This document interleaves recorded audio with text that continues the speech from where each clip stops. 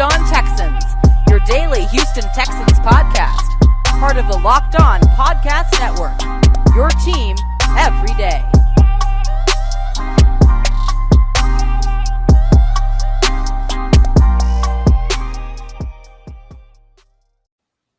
Welcome into the Locked On Texans podcast, the Wednesday hump day edition of the Locked On Texans podcast. I am one half of your host, John, some sports guy Hickman.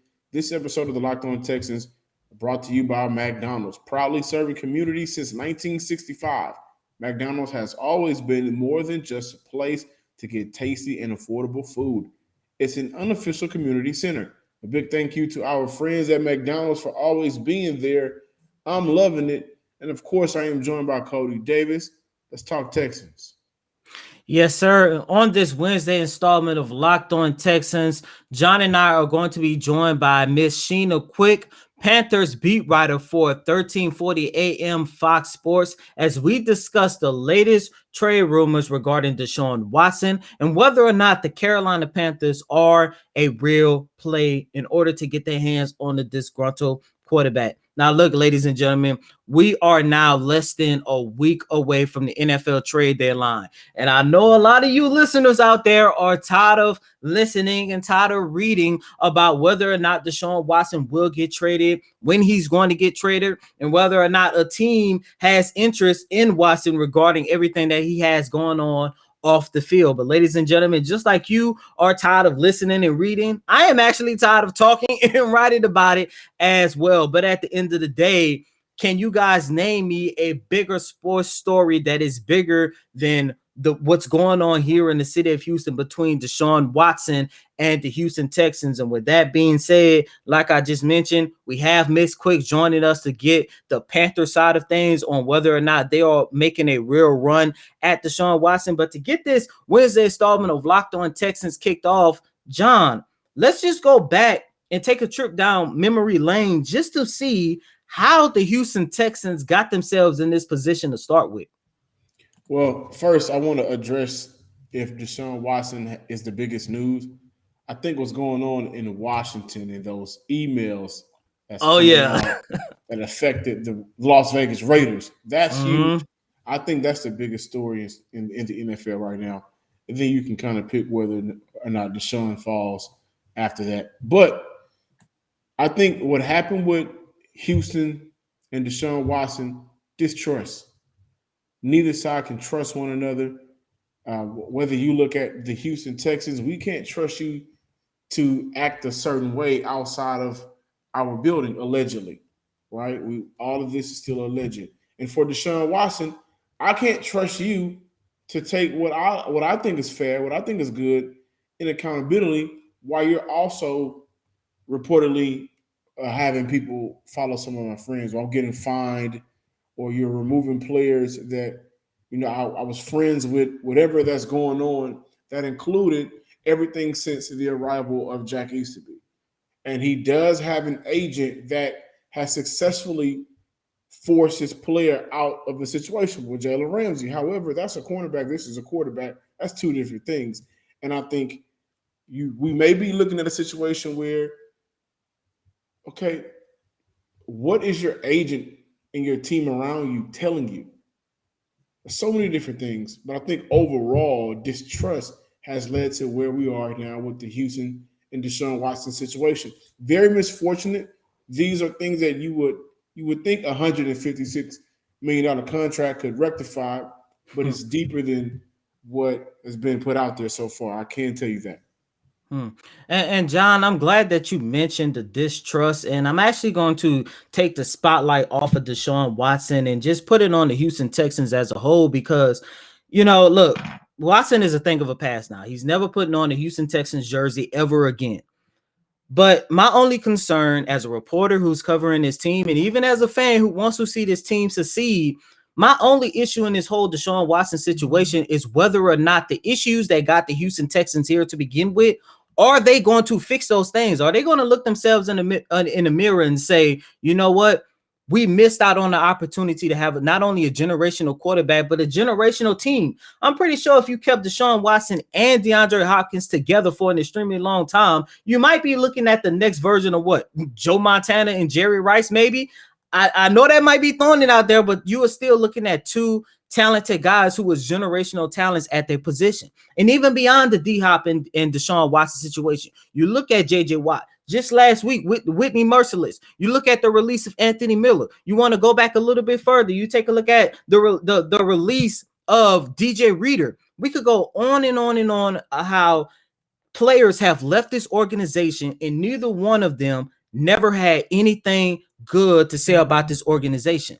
And that's my biggest issue with the Deshaun Watson situation, because at the end of the day, you could say sell the team all you want, but unless it starts to hurt Kel McNair financially, he's not selling the team. You could say fire Jack Easterby, but unless he finds himself in a situation with emails, he's not going to get fired. And look, Nick Caserio just got here, and we have to give him an opportunity to do his job, but he isn't going anywhere. You're looking at three major players in all of this that's going to shape the next era of the Houston Texans. And look, there are talented players out there for them to have a good rebuild going. I mean, hell, just yesterday, you and I talked about the possibility of the Texans drafted Kayvon Thibodeau, who is a new generational talent that's going to be coming out in this year's NFL draft. But if the Texans themselves, from ownership to whatever Jack Easterby has going on, if those two individuals, and of course the Texans as a whole, if they do not fit the transgressions that got them in this situation to begin with, it's just going to be a continuous cycle over and over and over again for this organization. Texan fans, I'm here to tell you about an incredible app everyone who buys gas needs to know about. Get Upside. Man, my listeners are making up to 25 cents for every gallon of gas every time they fill up. It's just that simple. Go ahead and download the free Get Upside app in the App Store or Google Play right now. Use promo code touchdown for NFL, baseball for MLB, or hockey for NHL. And get this, get a bonus 25 cents per gallon on your first fill up. That's up to 50 cents cash back, okay? Don't pay full price at the pump anymore. Get cash back using Get Upside. Just download the free app or use promo code touchdown for NFL, baseball for MLB, or hockey for NHL. Thanks for making the Locked On Texans your first listen every day. You know we've got you covered with your team, the Texans, but with the trade deadline right around the corner, don't miss our live NFL trade deadline show. Reaction to every move, plus a second half season preview, and much more.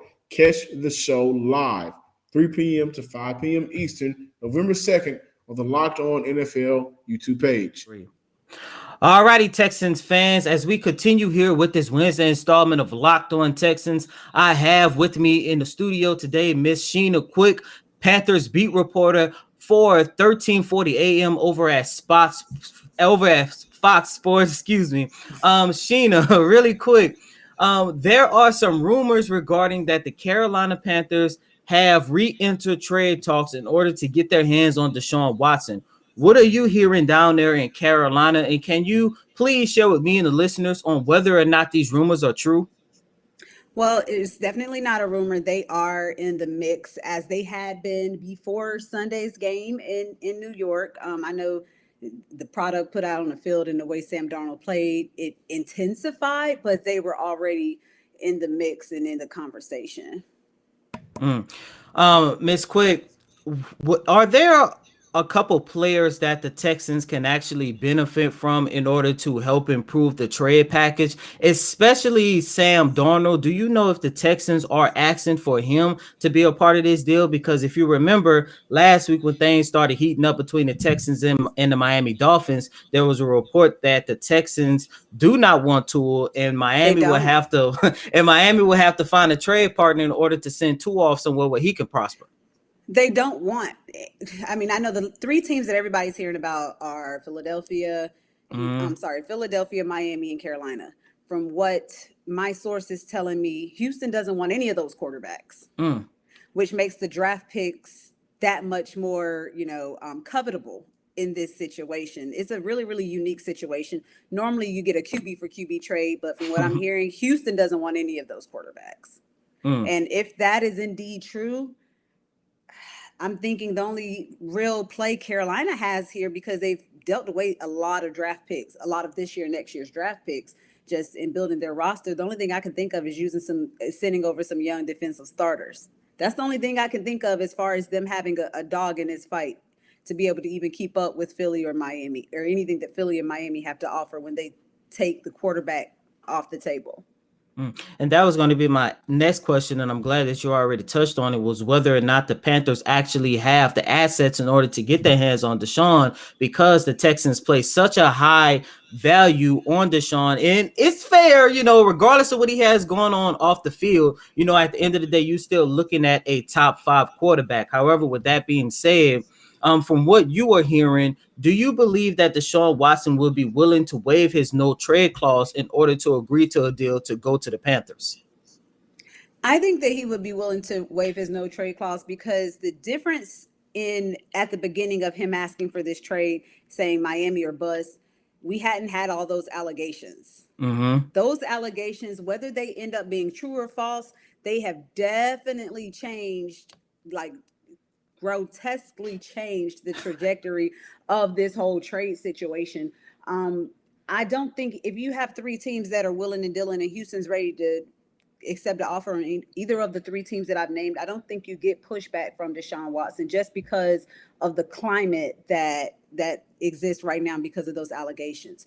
But what I do think is very interesting in Carolina, they want the fan base is split. I'm not even going to lie to you. Half of this fan base is like, no, we don't want a guy that would do this and that and the third. And I don't want to use the R word because he has not been convicted or criminally charged with anything. And I just think that that's fair to both sides of the situation, not to use that label right now just because of legalities. But a lot of the fan base is split on the allegations and just the nature of them. And the other half is like, hey, we want to win now.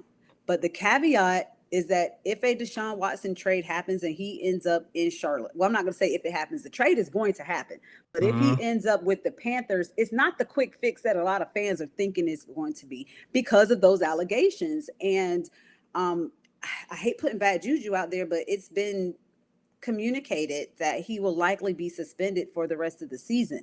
Now, whether that stands, whether he's able to appeal that, considering there hasn't been any more movement on those allegations, that remains to be seen. You have to also call into question the fact that if the league was going to suspend him for a season, why not go ahead and suspend him? Because Deshaun Watson isn't playing right now because he does not want to.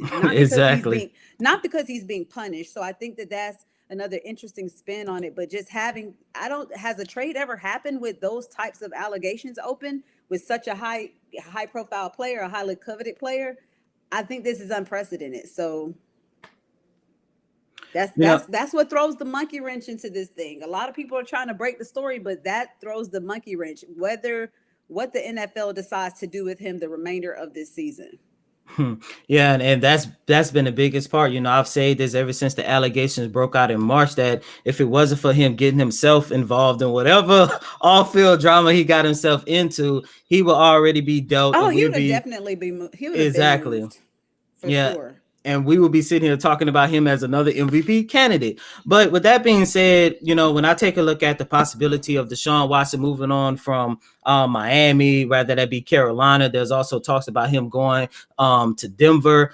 Of course, a lot of these teams are going to exchange future draft picks. My question to you would be, how good, and I mean how good, would Deshaun Watson make the Panthers? Because it's one thing to get your hands on these future picks, but at the same time, what good would it do if Deshaun Watson go to Carolina and make you guys, let's say, a perimeter contender and let's say even a Super Bowl championship caliber team? How good do you think Deshaun Watson will make the Panthers if he's dealt there? Exponentially good. I mean, think about it. You have a Giants team that was at the bottom quadrant of the NFL in almost every defensive category, and the Panthers could not score more than 3 points. You have 2 receivers that are coming off of 1,000-yard seasons. Eventually, you'll have Christian McCaffrey back. You have some playmakers in place, and right now the question mark has been at quarterback, and they don't. Let's face it, Carolina having a bad offensive line, it's just, that's almost as sure as death and taxes. That's just what it's been. So you're going to have to find someone that's able to still make those plays with their legs or make good, quick decisions in a pocket that's going to collapse in seconds on him. Like you have to be a stellar athlete to overcome the offensive line play in Carolina. And I think that Deshaun Watson absolutely can help them in that area. Last question before getting out of here. On a scale to 1 to 10 with the NFL trade deadline set for next Tuesday, how likely do you think Deshaun is going to be in the Carolina Panthers jersey by, let's say, 3 p.m. Central Time next Tuesday? I don't think it's likely, but I've been wrong. But I ain't really wrong a lot. I'm even gonna lie to you. I'm not wrong a lot when it comes to this. But unless Houston changes what they're asking for, Carolina does not have what they're asking for.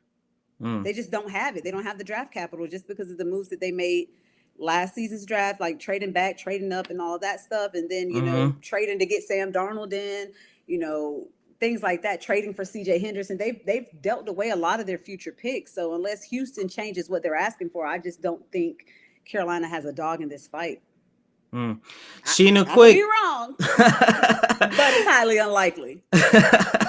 Sheena Quick, Panthers beat writer for 1340 AM Fox Sports. Sheena, really quick, where can our listeners follow you at on Twitter? Because I'm pretty sure they're going to be looking and dodging to see whether or not Deshaun Watson is going to be in the Panthers jersey in the next couple of days. I'm not even going to hold you. So many Houston media folks have been in blue checkmark Houston media folks who I see y'all have been in my DMs asking me for my sources. I'm like, y'all know that's not how this goes. So you guys can follow me at Sheena_Marie3. If you're thinking of coming for me on Twitter, don't do that. I clap back.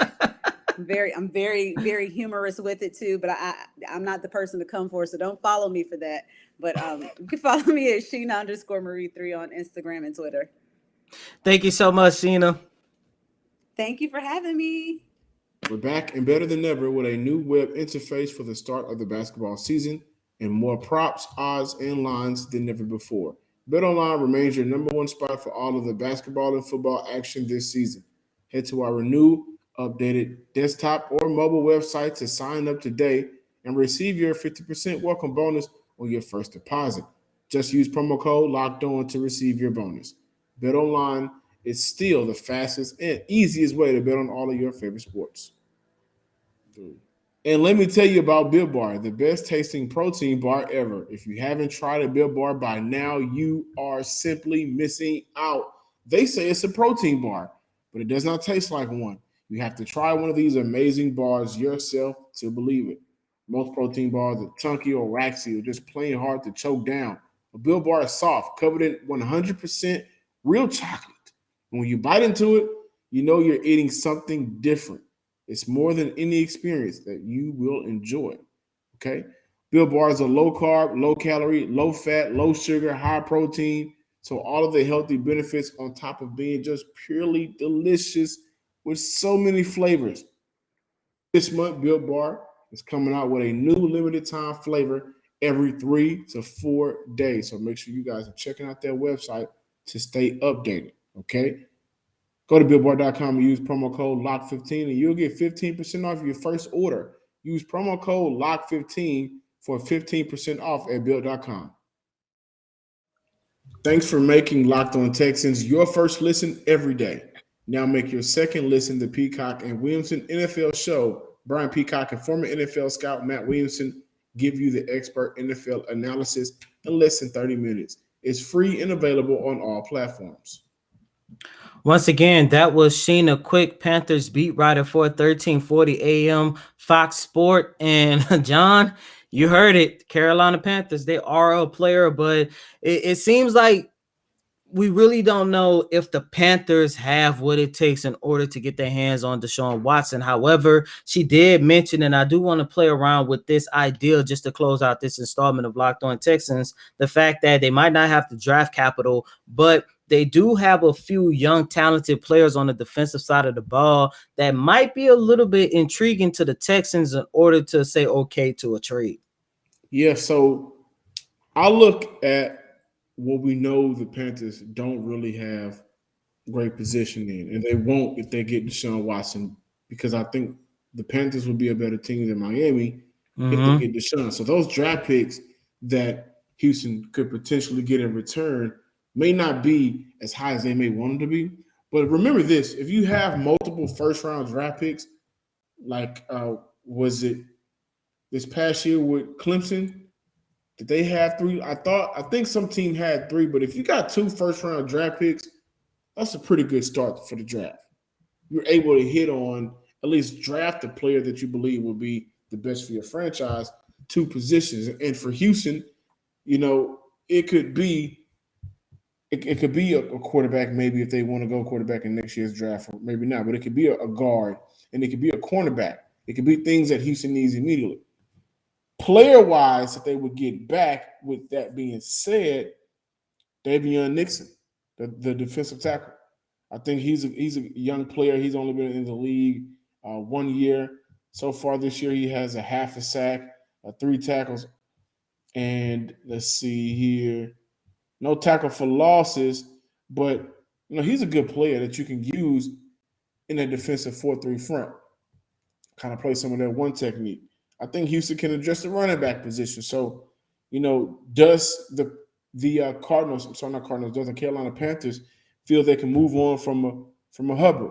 That's a conversation to be had. Houston has a lot of pieces that they probably want to bring back if you're not able to get the right draft stock. That the Panthers have players. Like for the Panthers, Daquan Jones, is he a player that you would include in this trade, the defensive tackle? Terrence Marshall, the young wide receiver they just drafted. Is he a player that you would use because maybe you want to do something differently for your wide receiver core? They have players that don't necessarily have the prettiest picks. And that is why I am a little bit upset that the Texans most likely would not be able to trade for J.C. Horn, who was one of the top cornerbacks coming in this year's draft that the Carolina Panthers did have an opportunity to draft. However, he has been sidelined, and if I'm not mistaken, I think he is sidelined for the remainder of the season due to a foot injury. And I'm not sure what the rules are, but I'm pretty sure teams cannot trade an injured player who's already on the shelf. But, if Horn wasn't hurt, I would love to see him be a part of the Deshaun Watson trade, because we know JC at all. I tell you that. For Deshaun Watson, you can find another promising cornerback. You might not have an opportunity to get your hands on another Deshaun. If JC Horn was not injured, John, I'm telling you, he would be perfect for the Texans, because look, I think the secondary for the second year, possibly third year in a row since you and I have been covering this team, that has been their weakest position. Man, I don't want to get too excited about it because, like I said, he's injured. Don't know the rules, but I'm pretty sure you can't trade an injured player. We can agree to disagree, because, like I mentioned, you can find another Horn. You can't find another Deshaun Watson, a top 5 quarterback in his prime. That's available. J.C. Horn would not be included in any trade. They love that young kid up there who also played for South Carolina. Well, put it like this. If I'm Nick Caserio, no Horn. If was healthy, no Horn, no Watson. I'll tell you what. There it is. I'm Johnson Sports Guy Hickman. Follow us on Twitter at Locked On Texans. Like us on Facebook. Also like, subscribe, and comment to the Locked On Texans page on YouTube as well. And as always, I'm your host, Cody Davis. Please remember to follow me on Twitter at CodyDavis_24. Once again, it's Cody, COTYDAVIS_24. Until next time, ladies and gentlemen, peace.